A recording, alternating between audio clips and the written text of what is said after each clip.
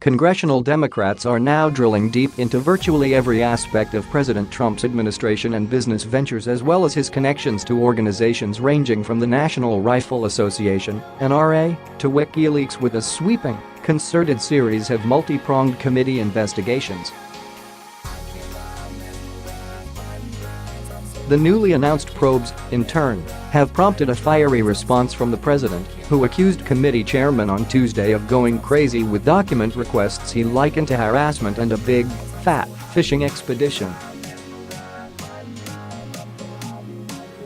Now that they realize the only collusion with Russia was done by crooked Hillary Clinton and the Democrats, Nadler, Schiff and the Dem heads of the committees have gone stone cold crazy.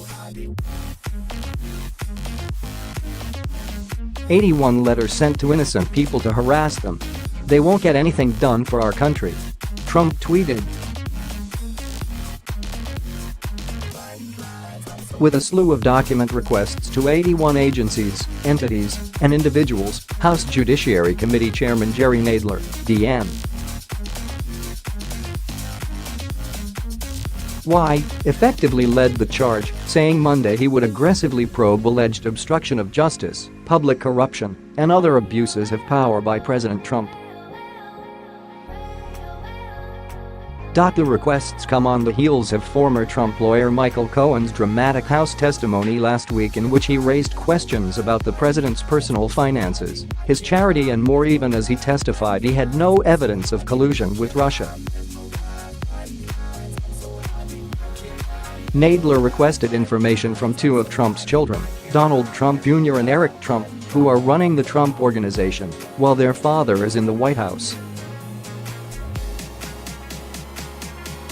While the panel asked the two sons some questions that touch on their business, the document requests also include questions about events that happened in the White House after their father was elected, including the firing of FBI Director James Comey and discussions surrounding the appointment of Special Counsel Robert Mueller.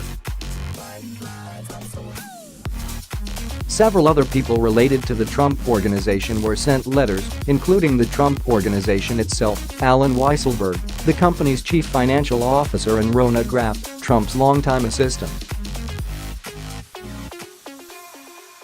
Trump's daughter Ivanka Trump, a White House senior advisor, was not on the Judiciary panel's list.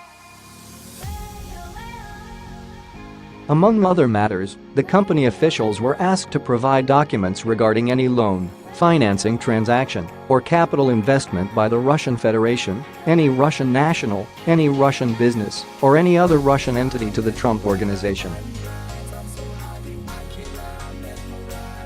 Additionally, Nadler's panel requested documents from Julian Assange and his website, WikiLeaks, which published emails stolen from Democrats by Russian spies during the 2016 campaign. Assange is currently living in Ecuador's embassy in London under a claim of asylum. A letter to Assange, along with a document request, asks for discussions or attempts to provide or receive election information, campaign data, or campaign communications with, to, or from foreign entities or individuals in connection with the 2016 U.S. presidential primary or general elections. Nadler made a similar request in a letter, an accompanying document request to the NRA, which sought information related to the organization's purported communications with the Trump team on everything from Russian sanctions to campaign data to the 2016 GOP platform. Many of the people who received requests were asked about hush money payments to porn actress Stormy Daniels, who alleged she had an affair with Donald Trump. Trump denies the affair. The topic is currently under investigation by the Southern District of New York. Trump's former personal lawyer, Michael Cohen, pleaded guilty last year to campaign finance violations for his involvement in the payments to Daniels and former Playboy model Karen McDougal before the 2016 election. Cohen received a request from the panel, as did American Media Incorporated, the National Enquirer's parent company, and its CEO David Pecker. Pecker helped kill potentially embarrassing stories about Trump over the years by paying hush money in a practice known as catch and kill. The request asks American media for all documents that relate to the purchase of rights for any narrative, personal account, documentation, recording, or photograph, including but not limited to materials colloquially referred to as catch and kill, concerning Donald Trump from June 2015 to the present.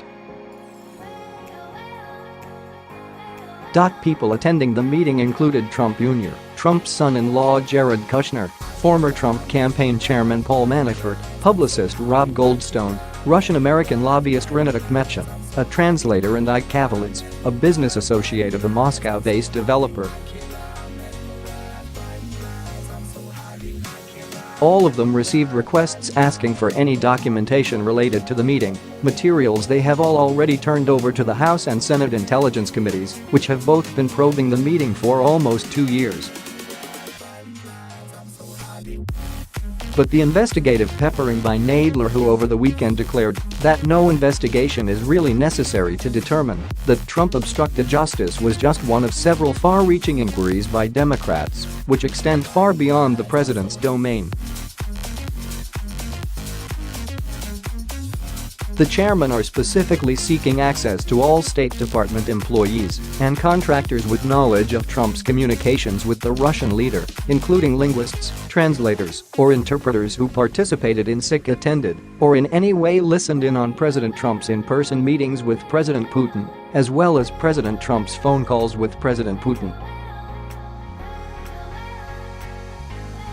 The top Democrats also said they were interested in knowing whether Trump or anyone acting on his behalf had failed to create records of, or in any way destroyed, suppressed, mishandled, or otherwise withheld any federal or presidential records contrary to federal laws. The Washington Post reported in January that, following his meeting with Putin in Hamburg, Germany in 2017, Trump took possession of the notes from his own interpreter and instructed the individual not to discuss what had taken place in the meeting with other administration officials.